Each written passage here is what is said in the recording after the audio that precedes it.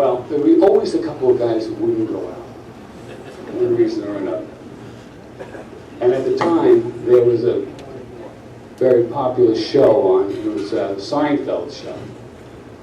So Friday morning would come around. Now Timmy's been out 5 nights. We might have had a problem on a trade or something that we're still kind of messing around with, and Timmy's on the phone the night before. He's got Tokyo, and he's not clear. He hasn't resolved it, so he's on with London till 2 o'clock in the morning. He's walking out of Murph's on the phone.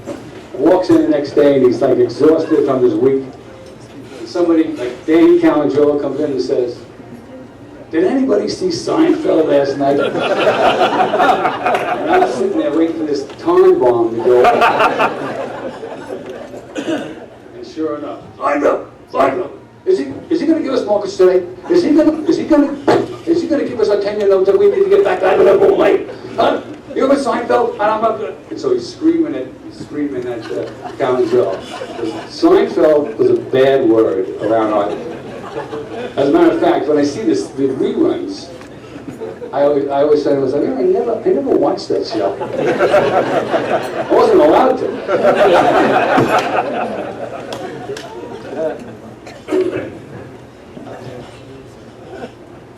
Anyway, so as the things come and go, Timmy, to our chagrin at the time, leaves Garvan to go to Canada. To everybody in this room's chagrin now. But as a result, Jimmy Hillen, being the disciple of Timmy, kind of picks up the ball and really does a good job for us. He has a lot of good customers who are helping us out, and this is just all part of the learning being mentored by Timmy Coughlin. So as a result of Jimmy's success, on the desk, aside from the phone, the turret that we had, he had his own stand-up phone. And that was only for special people who called in on that phone. Johnny Lees called in on that phone. Chris Scaring called in on that phone. Mark DeGennaro called in on that phone. Barbara Hillen called on that phone. And Jimmy Coughlin called on that phone.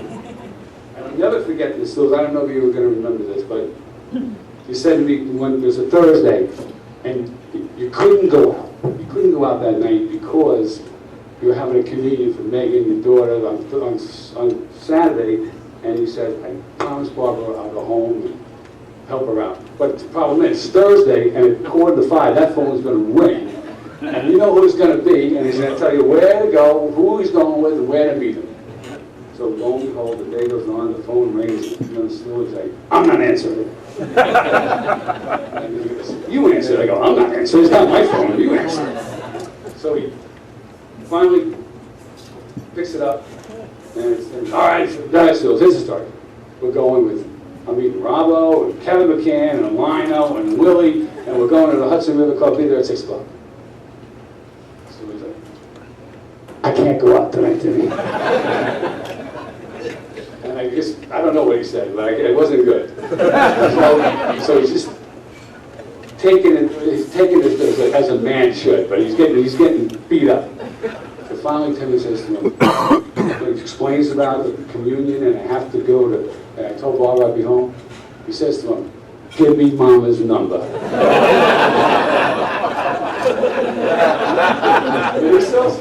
Give me Mama's number, I'll call her.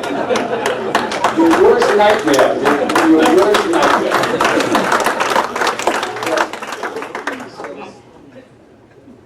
He goes, no way, you can't do that. So he basically takes it like a man, takes his beating, and 2 months or so, this will go away.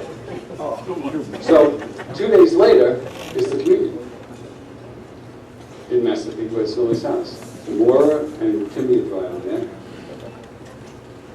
And I guess they get into the Massapequa area, and he calls Stewie on the phone.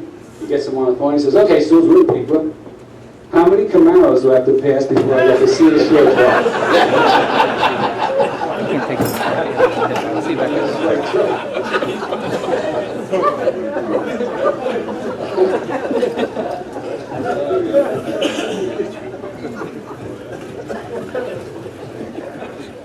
If I may, I'd like to switch gears and talk about friendship.